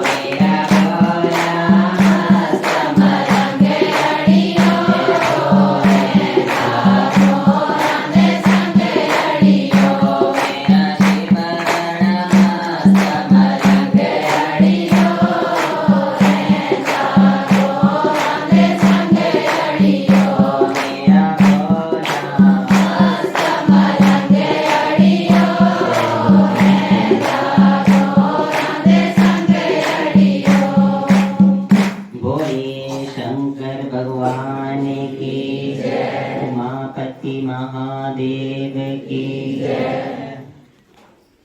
तारी जटाधारी अमली मेरा भोला है भंडारी जटाधारी अमली मेरा भोला है भंडारी जटाधारी अमली मेरा भोला है भंडारी जटाधारी अमली जटाधारी अमली बड़ा भारी अमली जटाधारी अमली बड़ा भारी अमली मेरा भोला है भंडारी जटाधारी अमली मेरा भोला है भंडारी जटाधारी अमली जटाधारी अमली बड़ा भारी अमली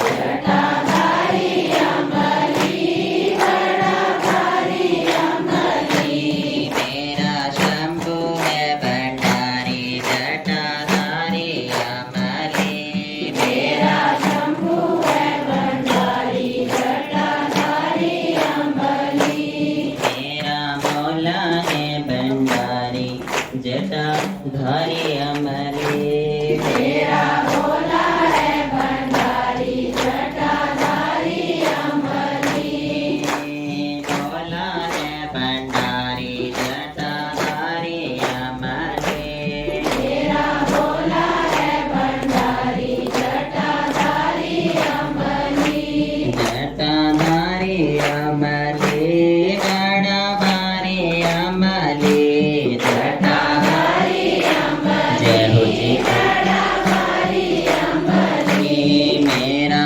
भोला है भंडारी जटाधारी अमली मेरा भोला है भंडारी जटाधारी अमली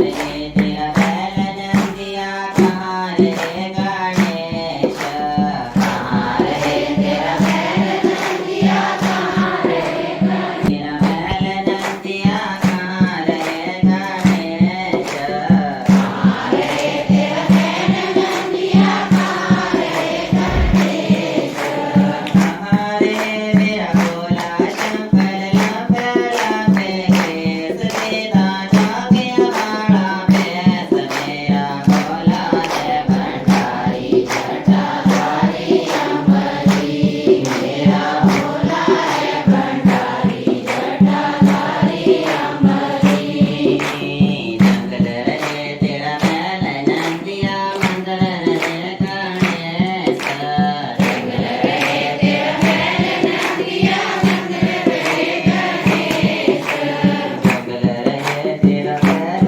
नंदिया मंदिर रहे गणेश जंगल रहे तेरा बैल नंदिया मंदिर रहे गणेश जंगल मेरे भोले शंकर लंबे लंबे केस सदा जागे वाला भैंस मेरा भोला है भंडारी जटाधारी अमली मेरा भोला है भंडारी जटाधारी अमली मेरा भोला है भंडारी जटाधारी अमली मेरा भोला है भंडारी जटाधारी अमली जटाधारी अमली बड़ा भारी अमली जटाधारी अमली बड़ा भारी अमली जटाधारी अमली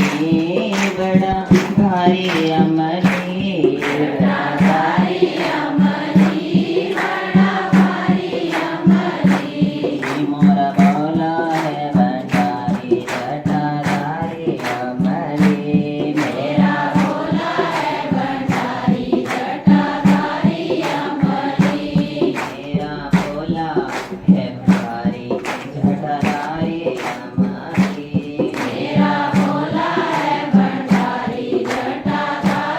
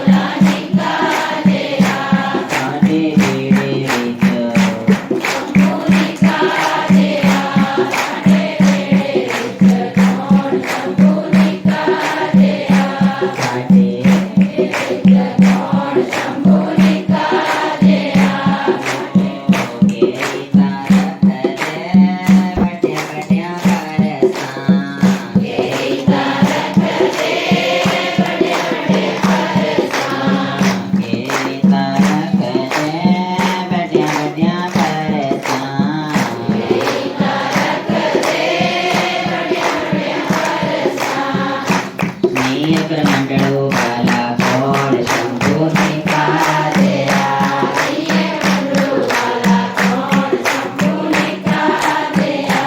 साडे अंगण विच कौन बोला ने कहा दिया साडे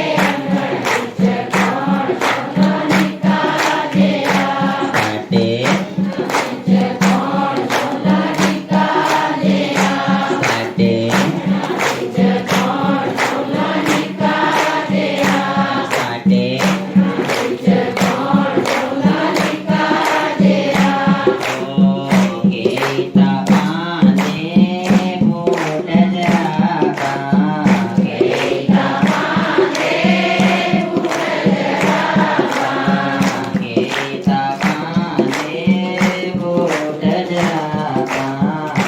गीता पाने फूट जरागा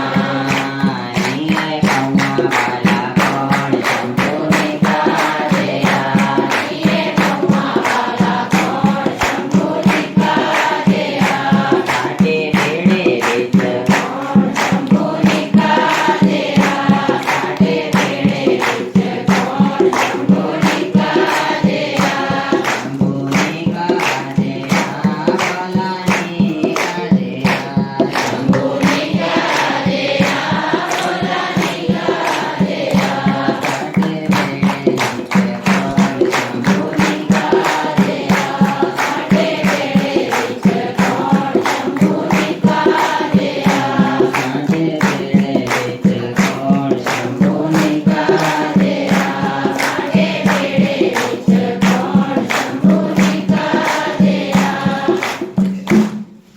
जयकारा भोले भंडारी जी का बोलिए उमापति महादेव की बोलिए शिव शंकर भोले बाबा की जय।